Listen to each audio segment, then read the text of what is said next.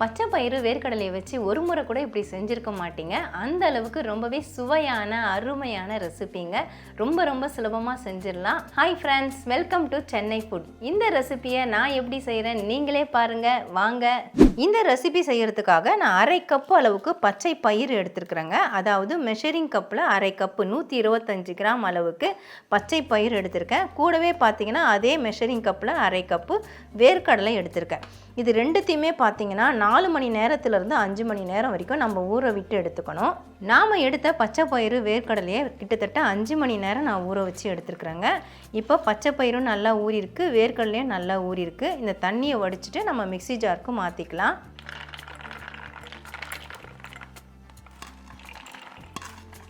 ஊற வச்ச பச்சை பயிறு வேர்க்கடலை மிக்ஸி ஜாரில் மாற்றிட்டு கூடவே அரை டீஸ்பூன் அளவுக்கு சீரகம் சேர்த்து விட்டுக்கோங்க. காரத்துக்காக 2 பச்சை மிளகாய் அதை அப்படியே உடச்சி போட்டுக்கலாம். சின்னதாக இருக்கனால 2 போடுறேன், பெருசாக இருந்தால் 1 போதும். 1 இன்ச் அளவுக்கு இஞ்சியை தோல் சீவிட்டு பொடிசாக நறுக்கி வச்சுருக்கேன், அதே இதில் சேர்த்துக்கிறேன். கூடவே கொஞ்சமாக பெருங்காயத்தூள் சேர்த்துக்கோங்க. 1/4 டீஸ்பூன் அளவுக்கு பெருங்காயத்தூள் சேர்த்துருக்கேன். ஃபஸ்ட்டு நம்ம இதை தண்ணி சேர்க்காமல் ஒரு சுற்று நல்லா சுற்ற விட்டுட்டு அப்புறம் கொஞ்சமாக தண்ணி சேர்த்துக்கோங்க. ரொம்ப அதிகமாக சேர்க்கக்கூடாது. இந்த மாதிரி கொஞ்சம் கொரகொரப்பாகவே அரைச்சி எடுத்துக்கோங்க. ரொம்ப நைஸாக அரைக்க வேண்டாம். இந்த ரெசிபிக்கு இப்படி அரைக்கிறது டேஸ்ட்டு ரொம்பவே நல்லாயிருக்கும். இன்னொரு விஷயம் என்னென்னு பார்த்தீங்கன்னா 100 mlலேருந்து 150 ml வரைக்கும் எனக்கு தண்ணி செலவாச்சு. ஆனால் மொத்தமாக சேர்த்துடாமல் கொஞ்சமாக நம்ம சேர்த்து அரைக்கணும். இதை நம்ம மிக்சிங் பவுலுக்கு மாற்றிக்கலாம். அரைச்ச விழுதை மிக்சிங் பவுலுக்கு மாற்றிடுங்க. நான் அரைச்ச மிக்ஸி ஜார்லேயே கொஞ்சமாக தண்ணி சேர்த்து கலந்து வச்சுருக்கேன், அதை இதில் சேர்த்துக்கலாம். அரைச்ச விழுதில் சேர்க்கறதுக்காக 2 டேபிள் ஸ்பூன் அரிசி மாவு சேர்த்துக்கிறேங்க. சப்போஸ் உங்ககிட்ட அரிசி மாவு இல்லைன்னா ஒன்றும் பிரச்சனை இல்லைங்க. நீங்கள் பச்சை பயிரும் வேர்க்கடலையும் ஊற வைக்கும் பொழுதே 2 டேபிள் ஸ்பூன் அளவுக்கு பச்சரிசியை சேர்த்து ஊற வச்சுருங்க. 1/4 டீஸ்பூன் மஞ்சள் தூள் சேர்த்துக்கலாம். 1/4 டீஸ்பூன் மிளகுத்தூள், அரை டீஸ்பூன் தனி மிளகாய் தூள். நம்ம ஏற்கனவே 2 பச்சை மிளகாய் சேர்த்துருக்கோம், அதனால் காரம் பார்த்து சேர்த்துக்கோங்க. அரை டீஸ்பூன் சால்ட்டு எல்லாம் சேர்த்ததுக்கப்புறமா 2 பெரிய வெங்காயத்தை நான் பொடிசாக சாப் பண்ணி வச்சுருக்கேன், அதை இதில் சேர்த்துக்கிறேன். ஒரு பெரிய கேரட்டை துருவி வச்சுருக்கேன், தோல் நீக்கிட்டு சுத்தமாக கழுவிட்டு துருவி எடுத்துக்கோங்க, அதை இதில் சேர்த்துக்கிறேன். நான் எல்லாமே பச்சையாக தான் சேர்க்குறேன். உங்களுக்கு வேணும்னா லேசாக ஒரு வதக்கிட்டு கூட சேர்த்துக்கலாம். பொடிசாக நறுக்கின கருவேப்பிலை அதையும் சேர்த்துக்கிறேன். கடைசியாக கொஞ்சமாக கொத்தமல்லி தழை அதையும் சேர்த்துக்கலாம்.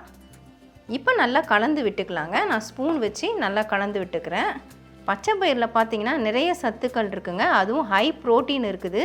இந்த பச்சை பயிரை நம்ம வாரத்தில் 1 நாள் இல்லை 2 நாள் உணவில் சேர்த்துக்கிறது ரொம்பவே நல்லது. அதை நம்ம அப்படியே கொடுக்காம இந்த மாதிரி ரெசிபியாக செஞ்சு கொடுக்கும்போது வீட்டில் எல்லோரும் விரும்பி சாப்பிடுவாங்க. குழந்தைங்கள்லேருந்து எல்லாருமே விரும்பி சாப்பிடுவாங்க. அதில் ஹை ப்ரோட்டீன் மட்டும் இல்லைங்க, நிறைய கால்சியம், மக்னீஷியம், பொட்டாசியம் இந்த மாதிரி அயன் நிறைஞ்ச சத்துக்கள்லாம் இருக்குது. அது மட்டும் இல்லாமல் நம்ம சேர்த்துருக்கிற வேர்க்கடலையும் பார்த்திங்கன்னா நிறைய சத்துக்கள் இருக்குது. பாதாம் பருப்பில் எந்த அளவு சத்துக்கள் இருக்கோ அதே சத்துக்கள் வேர்க்கடலையும் இருக்குது. பாதாம் பருப்பு சாப்பிட முடியாதவங்க தினமும் ஒரு கைப்பிடி வேர்க்கடலை சாப்பிட்டு வந்தாலே உடம்புக்கு எந்த நோயும் வராதுன்னு சொல்லுவாங்க. இப்போ நல்லா கலந்து விட்டுட்டேன்.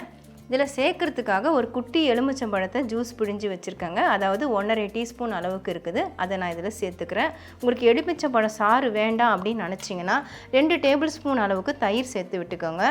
கூடவே 1/4 டீஸ்பூன் அளவுக்கு ஆப்ப சோடா அதாவது சமையல் சோடா சேர்க்குறேன். இது ஆப்ஷனல் தான், விருப்பப்பட்டால் சேர்த்துக்கலாம், இல்லை சேர்க்காமல் செஞ்சாலும் நல்லா தான் இருக்கும். மறுபடியும் நல்லா கலந்து விட்டுக்கலாம். ரொம்ப திக்காக இருக்கிறதுனால நான் கொஞ்சமாக தண்ணி சேர்த்துக்கிறேன்.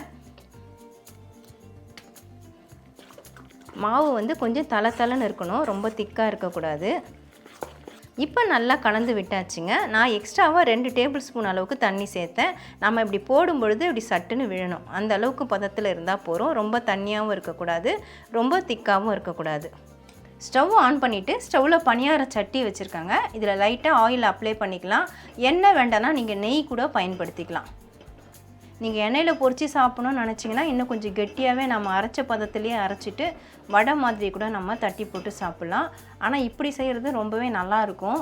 இப்போ எல்லாத்துலேயுமே நான் ஆயில் ஃபில் பண்ணி விட்டுருக்கேன் பாருங்கள். நாம் ரெடி பண்ண இந்த மாவை நல்லா ஒரு தினம் கலந்து விட்டுக்கோங்க. இப்போ நம்ம ஒரு ஸ்பூனாக அள்ளி பணியார சட்டியில் சேர்த்துக்கலாம். ஃபுல்லாக இருக்கிற அளவு சேர்க்க வேண்டாம், கொஞ்சம் 3/4 கூடி இருக்கிற மாதிரி சேர்த்துக்கோங்க.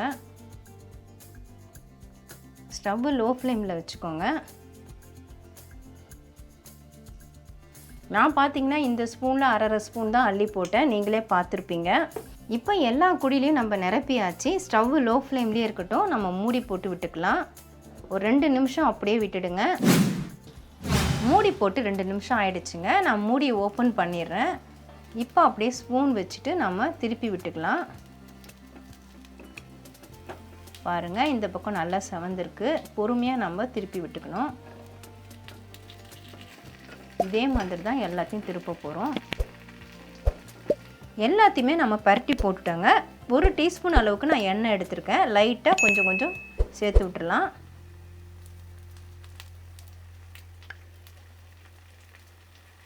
அவ்வளோதான், எண்ணெய் சேர்த்தாச்சு. மறுபடியும் நான் மூடி போடுறேன்.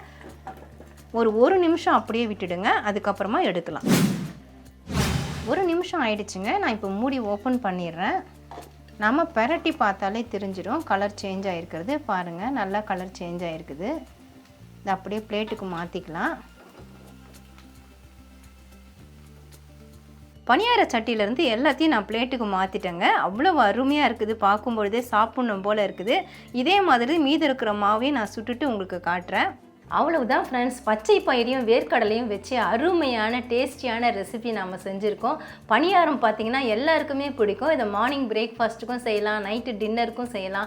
சப்போஸ் நீங்கள் மார்னிங் பிரேக்ஃபாஸ்ட் செய்கிறதா இருந்தால் நைட்டே ஊற வச்சுருங்க. நைட் டின்னருக்கு செய்கிறதா இருந்தால் மதியம் நீங்கள் ஊற வச்சாலே சரியாக இருக்கும்.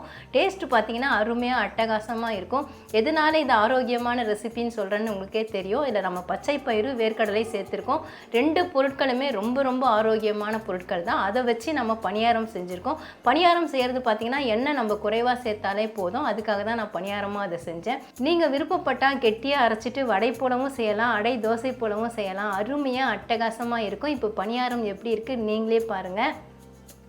ஒவ்வொரு பணியாரமும் நல்லா இருக்குதுங்க. நான் பச்சையாக தான் சேர்த்தேன், ஆனால் நல்லா மூடி போட்டு வேக வச்சதுனால நல்லா வெந்திருக்கு. நான் இப்போ பிச்சு காட்டுறேன் பாருங்கள். மேலே நல்லா முறுமுறுப்பாக இருக்குது, உள்ளே பார்த்தீங்கன்னா பஞ்சு மாதிரி சாஃப்டாக இருக்குது. டேஸ்ட்டு அருமையாக அட்டகாசமாக இருக்குது. இருந்தாலும் உங்களுக்காக நான் சாப்பிட்டு காட்டுறேன். நான் பிச்சு எடுத்த பீஸ்லேயே எடுத்துருக்குறேங்க. கொஞ்சமாக கெச்சப்பில் வச்சு சாப்பிட்றேன். இதுக்கு சைடிஷ்ஷே தேவை கிடையாதுங்க. இதில் போட்டிருக்க உப்பு காரமே கரெக்டாக இருக்கும். ரொம்ப ரொம்ப டேஸ்ட்டாக இருக்குதுங்க. நாம் சேர்த்த அந்த உப்பு காரம் மசாலா எல்லாமே கரெக்டாக இருக்குது. நம்ம கெச்சப் வச்சு தான் சாப்பிட்ணுன்னு இல்லை, விருப்பப்பட்டால் வச்சுக்கலாம். அதே மாதிரி சட்னி சாம்பார் கூட எதுவும் தேவையில்லை. விருப்பப்பட்டால் வீட்டில் இருந்தால் நம்ம அதை சேர்த்து வச்சு சாப்பிட்லாம். ஆனால் எந்த சைடிஷ்ஷுமே இல்லாமல் விரும்பினே சாப்பிட்டாலே அருமையாக அட்டகாசமாக இருக்குது. கண்டிப்பாக நீங்களும் ட்ரை பண்ணி பாருங்கள் ஃப்ரெண்ட்ஸ். ட்ரை பண்ணி பார்த்துட்டு எப்படி இருந்து எனக்கு கமெண்ட் பண்ணுங்கள். மறக்காமல் நம்ம சேனலை சப்ஸ்கிரைப் பண்ணிக்கோங்க, லைக் அண்ட் ஷேர் பண்ணுங்கள். இதோட இந்த வீடியோவை நான் முடிச்சுக்கிறேன். மறுபடியும் இன்னொரு வீடியோவில் உங்களை சந்திக்கிறேன். Bye guys. Bye bye.